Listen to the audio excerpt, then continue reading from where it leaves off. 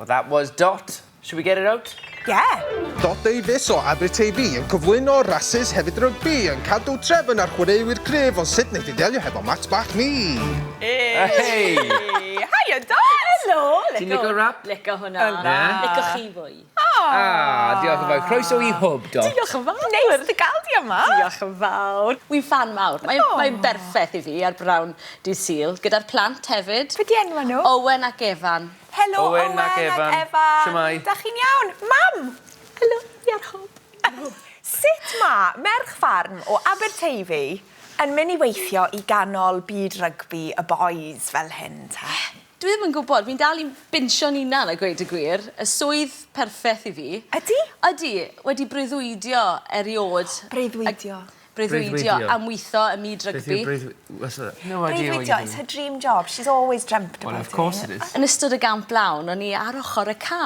Ges i fynd ar y ca a cyfweld yn arwyr i. Maen nhw'n arwyr i fi, ond o'n i'n... Arwyr, ti'n gwybod beth ydi arwyr? Arwyr, no. Heroes. Oh, well, yes. Maen nhw yn. Yeah. No. Ond, ceisio bod yn cwbl broffesiynol ac yn, ie, fi'n neud o'n bob dydd, ond jyst yr emosiwn o'r holl beth. A oedd rhaid i fi fynd ynghlwm ar holl beth, yr emosiwn oedd na ddagre. Wyt ti'n, what's the word? I got it here. Cefnogi tîm rygbi. Wi yn hoff o'r Scarlets. Felly dydy hi ddim yn neutral. Yeah, Ia, paid y gweud fath beth, fyddai'n cael row. Tro nesaf mae'r Scarlets ar gweilch yn chwarae, fyddai'n cael, neutral, dwi'n moyn i ranbarthau Cymru i gyd wneud yn dda, yn amlwg. Ac yn amlwg yn cefnogi Cymru. Wyt ti'n cyflwyno, presenting? Wyt ti'n cyflwyno gemau Olympiaidd? Dwi ddim yn gweithio ar y gemau Olympaidd yn anffodus. Na, mae'm partner i, mae e'n mynd i fod yn cynhyrchu lan yn y gemau Olympaidd. Felly fydda i adre yn ystod yr haf gyda'r plantos bach. Mae dau blant y fi, fel wedi. Yn gwylio'r gemau Yn gwylio'r Olympaidd ar y gemau teledu. Ie. A Wimbledon? Wimbledon. No, Wimbledon chat. Ie. No, ti'n... Rwan. Wyt ti'n... Tennis, dwi'n licio tennis. Ti'n licio tennis? Ydw. You like a sport? Ydw. Ie, mae tennis yn iawn. Okay. Tennis yn iawn. Pam bod tennis yn iawn, Nia? Pam bod tennis yn Mae'n neis yn dydi fel, sŵn.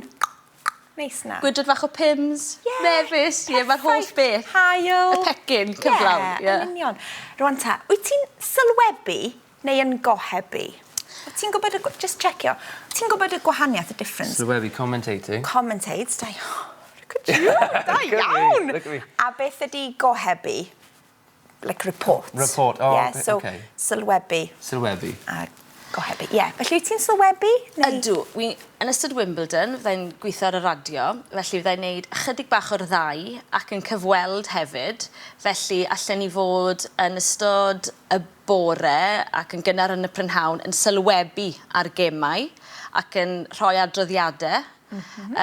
A wedyn, tua ddiwedd y prynhawn, yn gohebu falle mas ar Henman Hill gyda cefnogwyr. Ac yn ar ddiwedd y dydd, falle yn cyfweld ag ambell i chwaraewr. Cyfweld? Cyfweld? Interview. Interview, ie.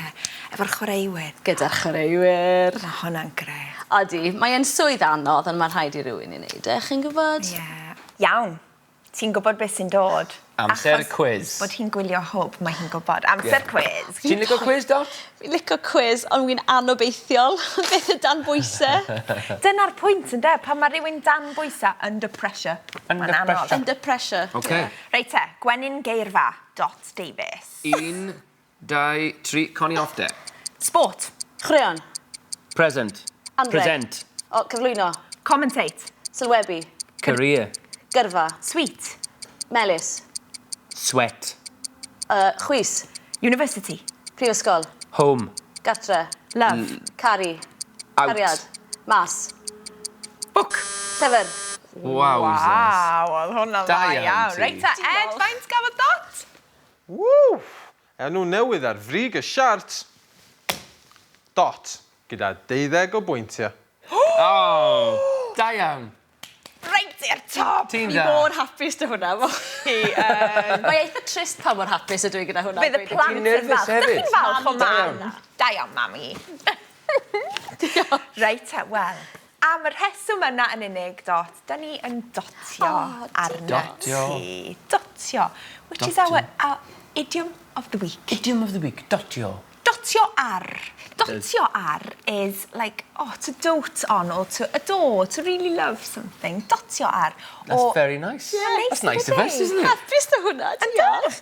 Felly, yn y gogledd, we say dotio ar, ond yn y de, in South Wales, dwli ar. Oh, it's so confusing, but I get it now. Neis ydi. Slowly getting there. Reit te, wel, gan i weld os ydi Ed Oh, Ed. yn gwybod.